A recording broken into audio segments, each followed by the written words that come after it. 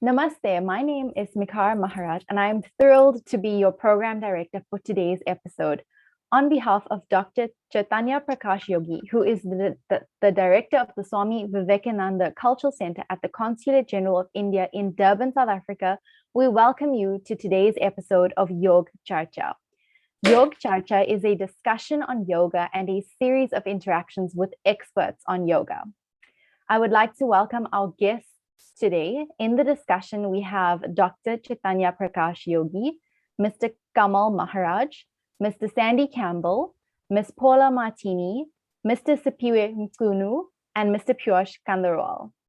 Namaste and welcome to everyone. Moving along with today's exciting program, I would like to introduce you to our next speaker, Mr. Campbell, Mr. Sandy Campbell, who is a yoga teacher. Mr. Campbell started practicing yoga 23 years ago at the age of 50. He has been teaching Hatha Yoga for 17 years, and he has had the instruction and guidance mainly through Iyengar instructors. Mr. Campbell teaches surfing to all surf enthusiasts at present. Mr. Sandy Campbell will be engaging in a discussion with a fellow yoga practitioner, Ms. Paula Martini. To our lovely viewers, we sincerely hope you enjoy and learn from today's episode of Yog Charcha. Sandy ji and Paula ji, we are looking forward to your interaction together. Namaste and welcome. Thank you. Namaste. Namaste, and thank you so much for the lovely introduction, and such a pleasure to meet you. I'm really looking forward to our interaction today. So I'm going to start off with the very first question and ask, how do you understand or define yoga? Thank you, first of all, for the opportunity to chat to everybody and to have this talk. Yoga is, for me, is a practical philosophy. It's, I believe it makes your entire body strong, and then by strengthening your physical body, you use your mind, as you know, to control your body. And so it helps to quieten you down and calm you down a little bit, and helps with concentration. So it's a practical philosophy. It's about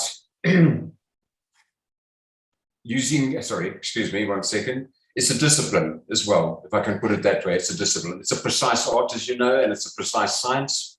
And so that's more or less what it's about for me. It's a practical way of making your body stronger, calming your mind down a little bit. And as I say to my students, I never stop learning. Every day I come onto my mat, I feel like a beginner. I hope that helps you, Paula. Yes, definitely does. I think you're absolutely right. You do never stop learning. And how did you get connected with yoga?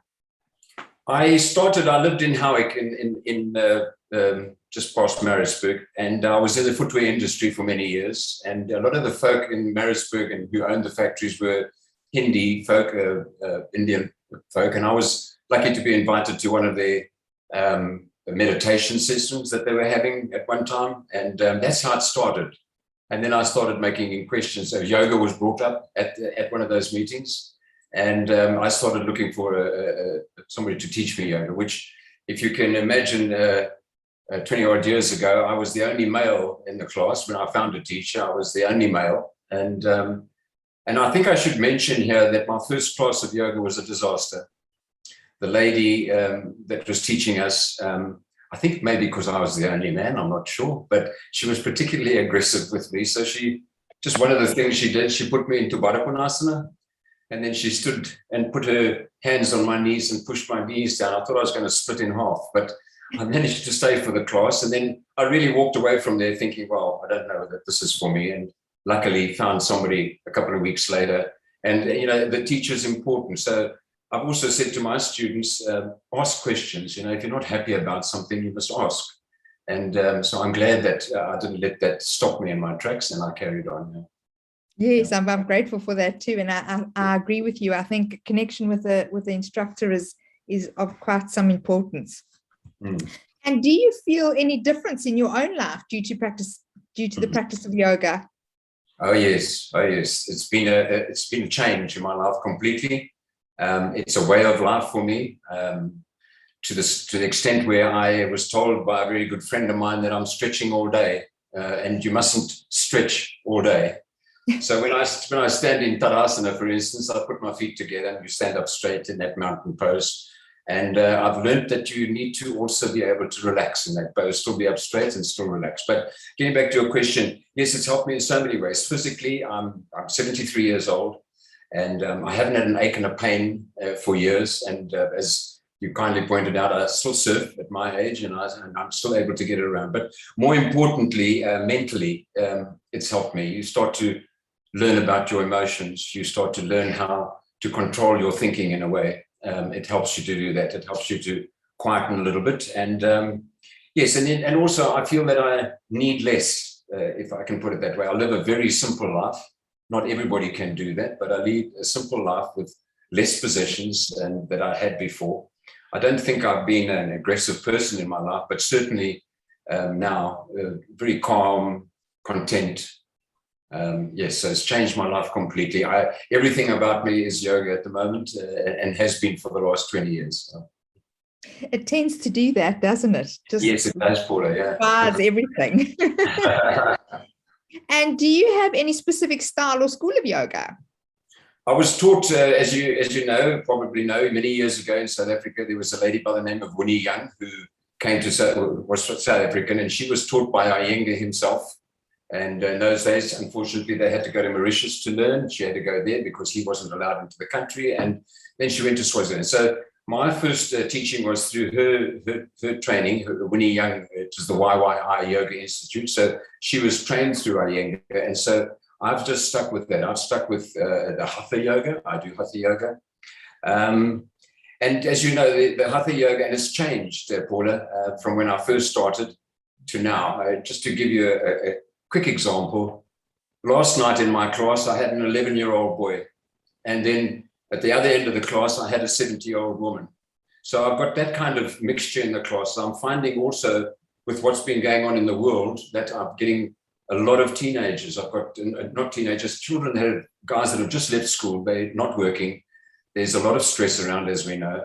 And so it's changed. And I can have one person who's extremely flexible, and then we've got young guys who you actually got to give them a little tap on the head to get them quiet, you know, when you start the class, and then eventually they start getting into it. But the 11-year-old yesterday he was a tonic. He was wonderful. Yeah. So. Wow. So of all ages, that's incredible. Yeah, it's changing all the time, Paula. As you know, I'm doing what are now more private lessons where I'm going to people's homes and helping with that. There's a heck of a lot of stress. I don't have to say that too loud, but there's a lot of stress around and anxiety. And so I'm finding now that the yoga is going to help them. I think I really do believe it's going to help. Yeah. Absolutely. And I think the circumstances have definitely created a shift towards it, which is an absolute blessing, actually, I think, so that there's far more exposure. Yes. And connectedness. Yeah. If I had my way, I'd make it compulsory. Couldn't agree more. And do you feel that yoga is not only a physical exercise or a scheduled activity, but is an integrated approach and understanding to live a life in its entirety? Yes, it's not just physical, it's physical and mental, as I say. And the ultimate goal, I think, the ultimate goal is to make it into a spiritual practice as well.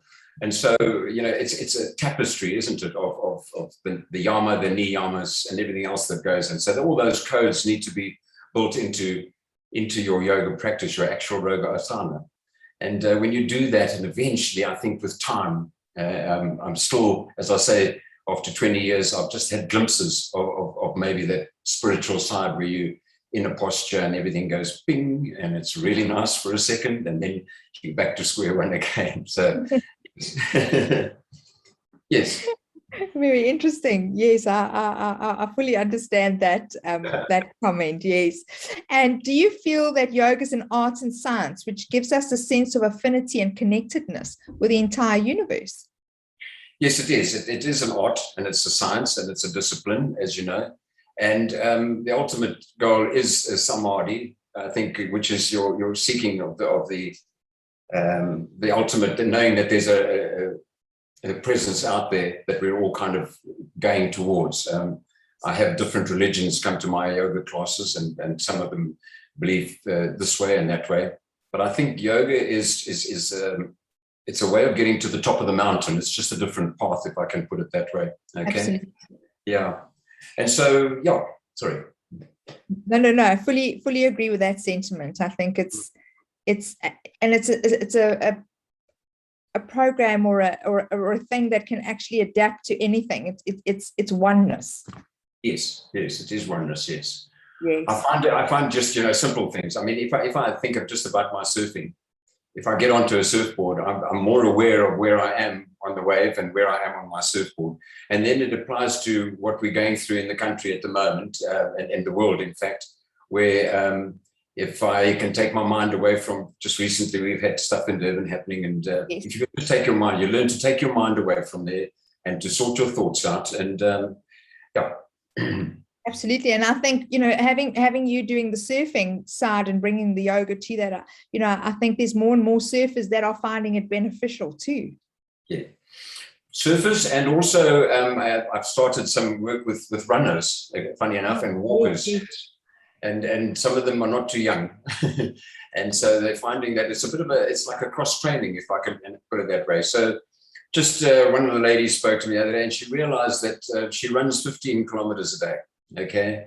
And I suggested her, when she puts her foot down, and she can use that as a meditation, you can run through town, and you can have a walking meditation on the beach, or you can have a walking meditation in the town, down the streets and so on. So yes, it applies to lots of sports. As you know, I have quite a few. I have a tennis player that's a young guy who's not too bad at tennis, and he's coming up in the ranks. I have a grandchild of 15 years old who's a particularly good water polo player. Okay. And so there's going to be a lot of work with him, and he's done my yoga before. At the age of 6, he started with me, so it's helping him there. Yeah, that's incredible. And do you feel that yoga represents universal energy or universal love and compassion? Yes, I believe it's love and compassion. Okay, and it starts, for me, it starts with love for yourself. I think that's something that I've found is lacking. We have too much self-judgment. And so when you start to love yourself, and I say that when you in a yoga pose and you start to learn about your body, you learn your weaknesses and you learn your strengths, and sometimes it's a rude awakening. But yeah, it starts with love for yourself. And then when you're content with yourself, then it spills out around you. And I think that's where the universal, you could call it energy. It's good energy. When I have a son who has a coffee shop, and when things are a little bit bad, I've realized that to go there with the wrong face is not going to help him. All right. And so if you go there with a smile on your face, regardless of what's happening, it spills off, and then everybody around you feels good. And and that's good energy. Then it's good universal energy, isn't it? Yeah. Absolutely. And I think it's a practice that goes into every day, no matter what you're doing, not even on your mat. You literally are, a runner can be doing yoga because they now putting it into a meditative practice. So it's something that can be applied to everything, and the energy and connectedness with self and the universe is finding that deeper connection. I have another example with me. I don't have too many dislikes. I try not to dislike things and try not to be, but I do have a problem with traffic in Durban and driving in Durban. So what has helped me, and it sounds silly maybe, but I get into my motor car and I put my hands on the steering wheel, and I decide there and then that I'm going to make this journey happy, and no matter who cuts me off and who stops in front of me or does whatever. And so that's just one side of my life that I could say I don't like at the moment. I don't like all the traffic and all that. So I've got to blend in with that. And I do believe the yoga's kept me a little calmer. When I get in my car, I take a few deep breaths, and I do lots of yoga in my car because we sit in traffic jams. So you can sit up straight and you can tuck and you can breathe. Yes, exactly. I hear you there. My pranayama in the car it's amazing. And you almost prepare yourself before you even arrive at your destination. That gives you the ability to share that universal love and compassion as you alight your vehicle and meet with the person you want to meet with. So yeah, Yeah, I do it all the time, especially when we were lining up in queues. We were lining up for things. And if you stand with your feet together and you stand up straight, pretty soon the people around you start looking at you. If you sit at a coffee table with your back up straight, it takes, I'll play with them now. I'll just sit up there nice and straight. And then after a while, you can see them feeling bad because they're sitting like this. And so they walk. I thought maybe in one of the queues I should stand on my head and then see how that went. But I don't think I'm going to get that far. So yes, go back to you, Paula. It's every day. I do it every day to the extent where a good friend of mine who's a physiotherapist said, you can't stretch all day. You've got to relax a little bit, So yeah. I'm learning. Absolutely. But it is part of spreading the universal love and compassion, I think, is and as you said before, being connected with self and not having that image where you can't, you feel like you need to slouch with everybody else, but you can sit up straight and not have to worry what other people's thoughts are, but sharing that energy that everybody would also want to sit up straight, which is fabulous. And would you kindly suggest some asanas for our audience and viewers this evening? When I first started yoga, I also got a little bit cheeky, and when I finally got into it a little, I asked if I needed to stand on my head. And I was very kindly told by one of the younger teachers that I didn't know how to stand on my feet yet. So how could I ever stand on my head? So the first Tadasana, the mountain pose, is just learning to stand up straight is a good pose to do. I also, in my little video clip, put in Untitled because I think when you're new to yoga, it's a bit daunting. And when you have the shape of the pose, in which Untitled, as you know, is all full of triangles. And once you can get that visualization of the shape in your mind, and then keep in mind the alignment that you're not going to, because I think everybody that approaches me says to me, I'd love to do yoga, but I can't touch my toes. Okay. And then my answer to that is really, it's the journey to your toes. Doesn't matter how long it takes. Okay. Exactly. And so Uttita Trikonasana and any of the standing poses are good in terms of strengthening your body. Adho Mukha Svanasana, the downward facing dog. I do that because I have a lot of elderly people. So for when you first start yoga, it's as good as doing a headstand, when you're doing Adho Mukha Svanasana. So that's one I would also, and the full sun salutation is also good. But a standing pose, good for strengthening your body. And then also Friksasana, the balance. Balances are good to try out. And not to be frustrated by them, and to be patient with yourself, and to learn that the thing with a balance, no matter which one it is, it's about concentration, dharana, and it's about going slowly, and we don't do that enough. So this morning's class, I had a few people wobbling all over the place, and you have to calm down, hold on to the wall if you need to, okay, and go into, I would say, when you do a posture, do half a pose correctly rather than a full pose incorrectly is the way and don't be desperate to touch your toes. It's not important. It's not important. No. So, I think it's sorry. One of those practices that is not a competition. That's the beauty about yoga. It's competition with self, because the only person you're challenging is yourself. I have at the moment, as I say, there's been a bit of a surge in yoga, and so one or two wives have brought their husbands. When the husband and wife are in the class together, I've got to take the man aside. Men's egos, I'm afraid, and say to him, listen, your wife is going to touch her toes. You're not going to, okay? Don't worry about it.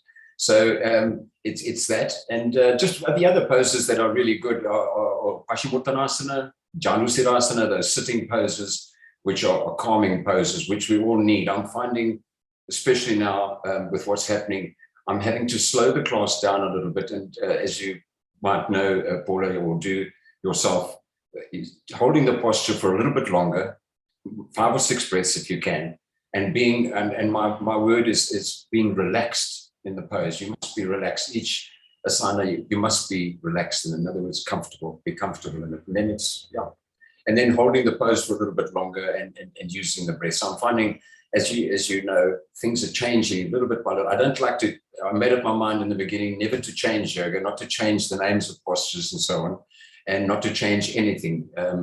And so I've kept all and don't do that. Just do the basic stuff and you'll get and the basic breathing and the breathing techniques. Yeah.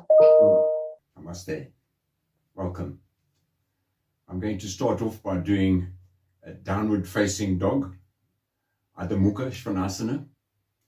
So to get into this position, if you come down onto your hands and knees like this, and then take your hands one hand length ahead of your shoulders and spread your fingers wide. Line your knees and your hands and your toes up, and then tuck your toes under and lift the buttocks up and bring your head in between your upper arms. And yoga is about studying your body. So feel first of all that your palms are flat, your fingers are flat, elbows are straight. Bring your head in between your upper arms. Keep your eyes open. And then gently push your heels downwards towards the floor. Let the heels go downwards until you start to feel the back of the legs tighten. Raise your coccyx. Ease your chest towards your thighs. Let your neck muscles relax. And be still. And remind yourself that in every pose in yoga, you've got to be comfortable. So feel again, study your body, feel your palms, elbows are straight, head in between your upper arms, raise the coccyx a little, push the heels down gently and take the back of the knees and make them broad and hold that there. And now don't hold your breath in a pose. When you're comfortable, breathe in and breathe out. And breathe in again and breathe out. And bring your knees down onto the mat. I'm going to go through that one more time. So spread your fingers, make any little adjustment you need to. There's no perfect pose in yoga.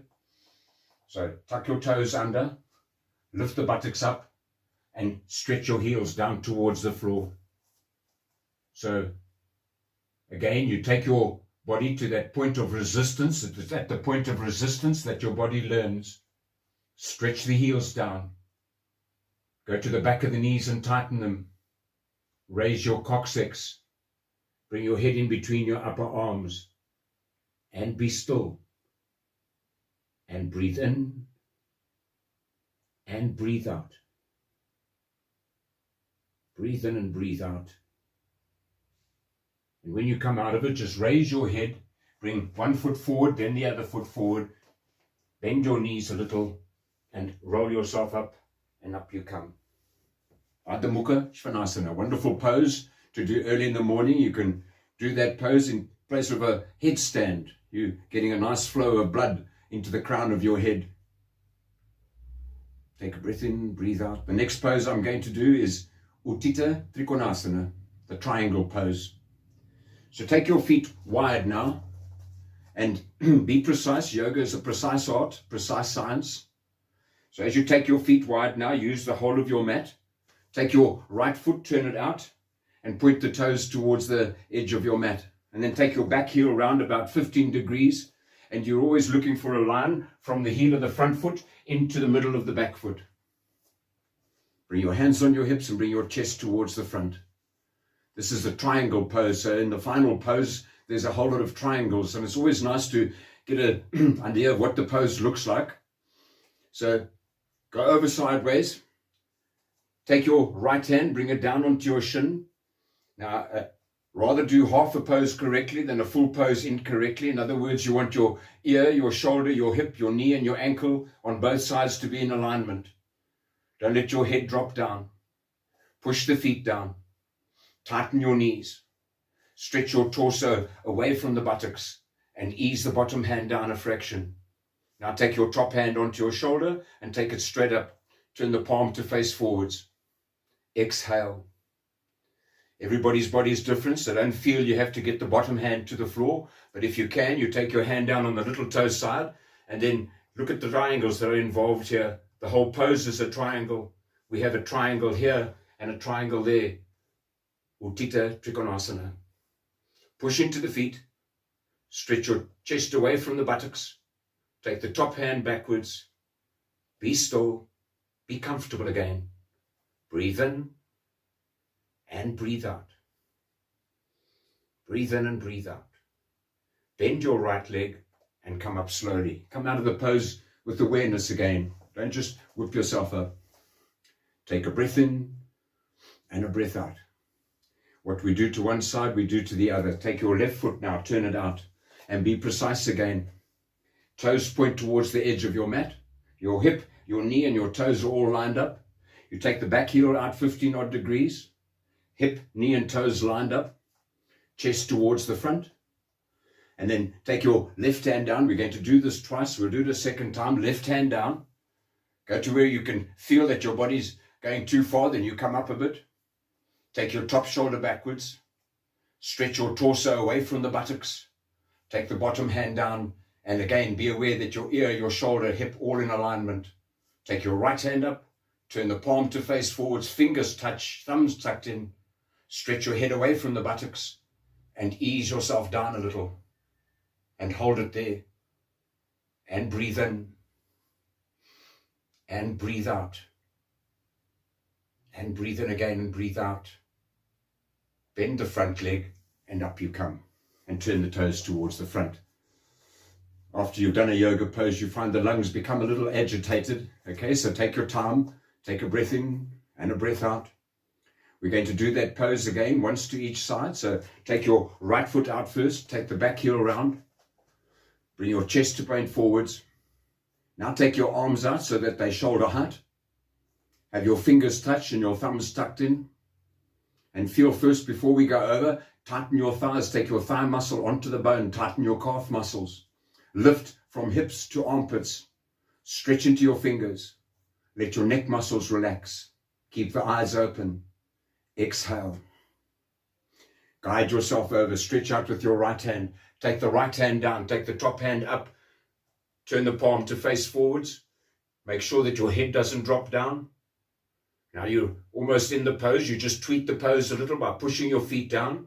Stretch your chest away from the belly button. Take your top hand backwards. And if you're comfortable, turn your eyes and look upwards towards the ceiling, towards the top hand, and be still. And ask yourself again, have I gone too far? Do I need to ease out of it? Am I comfortable? Breathe in and breathe out. Bend your right leg and up you come slowly. Bring your hands down and turn the feet towards the front. And again, take another breath in and a breath out. Turn the left foot out. Take the back heel round and bring your chest towards the front again. And then take your arms out to the side. And when you're doing a yoga pose, you compare the left side and the right side of your body. So before you go over, tighten your thighs again. That means you take your thigh muscle gently onto the bone. Lift the knees. Lift into your armpits. From your armpits, stretch into the fingers. And let your gaze relax. And exhale. Stretch out gently, mindfully. Study your body as you're going over. Feel the little sensations in your body. When you get down to where it works for you, pause for a moment. Eyes are open the whole time. Take your top shoulder backwards. Stretch your head away from the buttocks. Take the top shoulder backwards. Turn your head and look upwards towards the top hand. And feel again. Take your mind through your body. Remember, it's non-aggression. Don't be aggressive in the pose. Don't hurt yourself. Focus on yourself. Feel the knees tight. Feel the neck muscles soft. Feel the gaze nice and gentle. Bend the left knee and up you come slowly. And bring your feet together. And take a breath in and a breath out. We're going to go down to the floor and do one more pose. So it's going to be Pashimurtanasana. When you come down into this pose, you bring your feet together into Dandasana, feet together first. Come into Dandasana. That's this little L-shaped pose where you lift the chest, shoulders are nice and broad. Push the heels away. Raise the chest and draw the shoulder blades in gently. Tighten your belly. Exhale. Now from here, you just lean forward. Take your hands down. Hold on to your feet. Hold on to that feet. If you can't reach your feet, just bring your hands on either side of your shins, or you put a belt there. Now raise your head. Bring your lower back in. Take the back of the knees towards the floor. If you're holding onto your feet, you can take your first two fingers and wrap them around and hold onto your toes like that. Arms are straight. Raise your chest. Push the heels away. Take your belly backwards towards your spine. And then gently, you don't pull with your arms. All you do is you move your mind, take your mind to your chest and move your chest forward. So as I'm doing that, I can feel the buttocks tightening. Then you draw the elbows out gently and take your forehead down towards your knees. Go down slowly and hold it there. When you get into the pose, you need to quietly run your mind through your body. Self-study, Shvadhyaya, is so important in a yoga pose. So you gently push the heels forward. Take the back of the knees down towards the floor. Tighten your thighs. Draw the belly backwards. Ease the chest forwards. And take yourself gently down. Doesn't matter if you don't get all the way down. Feel it's your body. Remember, be content with what your body's allowing you to do today. It'll be different every time. Breathe in. Breathe out. Breathe in and breathe out. And quietly up you come. Bring your hands down by your sides. Push the feet away. Come back into Dandasana. We'll go into it one more time, doing it a little bit differently. So again, if you can't reach your feet, you bring your hands on the sides like this, whether it be here or there, and you take yourself down. If you feel that you need to, you'll have a strap around your feet and you hold on to the strap. Bring your hands up above your head. Stretch up into the fingers. Push the heels away. Breathe in, breathe out, and then go forward at your hips slowly. And when you get down, hold on to your feet again, comfortably again. If you can't reach the feet, use a strap. Otherwise, you put your hands onto the floor. Raise your head. Now, guide your chest forward. So move your chest forward. Start to feel the buttocks tighten, the hamstrings tighten. Now let your head go down. And if you've got your hands on either side of your feet, stretch into the fingers. If you've got your hands holding onto your feet, hold on to the sides of your feet. Take your forehead down towards your knees. And be still. Pashimurtanasana means west. It's the whole of the back of your body, from your heels to the back of the knees, to your lower back, right the way through, up your spine, to the back of your head is getting a stretch. Be still. Be comfortable. It's a calming pose. Pashimurtanasana. Breathe in and breathe out. And then quietly raise your head. And up you come. And bring your hands down. Thank you, everyone. I'll just keep it at those three poses today. Namaste. Take care. Fantastic, fantastic. But thank you so much for your time this evening. Listen, thank you so much, everybody concerned. I must admit, I'm very new to this technology. I barely get to answer my WhatsApp properly. So this has been very new for me, and it's been set up by my son. But thank you for the opportunity. I really appreciate it. Thank you so much, everybody that's concerned. Okay, thank you, Paula. Namaste. Thank you. Thank you. Namaste. Thank you, Sandy G and Paula G, for such an captivating and enlightening discussion. Sandy G, you emphasized that yoga is an art and a way of life. And I enjoyed that reminder to just be gentle and to be patient with yourself. You know, it's a learning process. So I really enjoyed that. Sandy G, we are so grateful to you for those yoga asanas. And we are truly privileged to have been privy to your experience in yoga. Paula G, as always, thank you for your great questions and for leading the discussion so eloquently. Thank you. To conclude the 8th episode of Yoga Charcha, I would like to hand you over to Mr. Sipiwe Mkunu from the Swami Vivekananda Cultural Center at the Consulate General of India in Durban to pass the vote of thanks. Mr. Mkunu, namaste. Namaskar.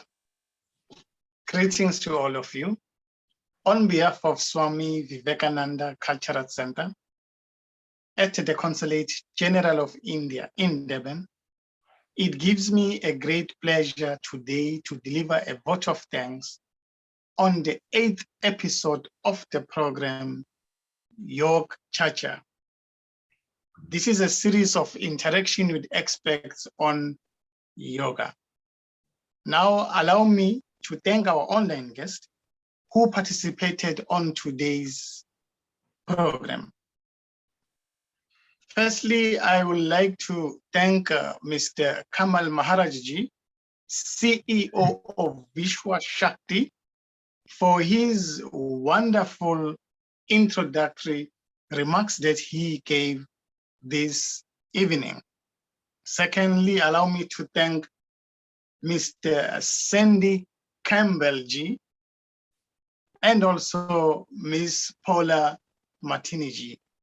Mr. Sandy Campbell is a yoga tutor, and Paula G, she's a yoga practitioner, for conducting sterling interactions on yoga. I really enjoyed this program.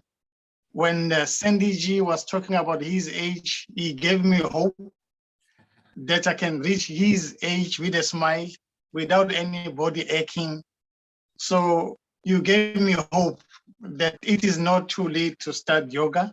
I can still start yoga and enjoy it also. As you are saying, you are enjoying yoga. So in me now, there is a sense that it is never too late for me also to join yoga and live a painful, stressless, painless life, if I may put it that way. So to you, Sandy G and Paula G, thank you, for telling us all these things, that in life there's a journey that starts from top to touch the toes. It's a journey. I didn't know. I was thinking it's just a matter of going up and down, but it's a journey when age catches you. So to Sandy G, say I really enjoyed the interactions. Paula G, I really enjoyed. To both of you, thank you very much for these interactions. To Director of the Swami Vivekananda Cultural Center, Dr. Chaitanya Prakash Yogi, Ms. Mikara Maharaj, Mr. Piyush Kandelwal, thank you for taking part on today's program. To all our online participants, I would like to say thank you very much for taking part on today's program. You are kindly advised to visit and like Facebook page ICCR in Durban for all cultural updates or cultural activities organized by Swami Vivekananda Cultural Center in Durban. Once again, to Mr. Sandy Campbell, thank you very much, sir. I enjoyed it, you gave me hope. And to you, Paula G, thank you very much, ma'am. To all of you, have a wonderful evening. Namaskar.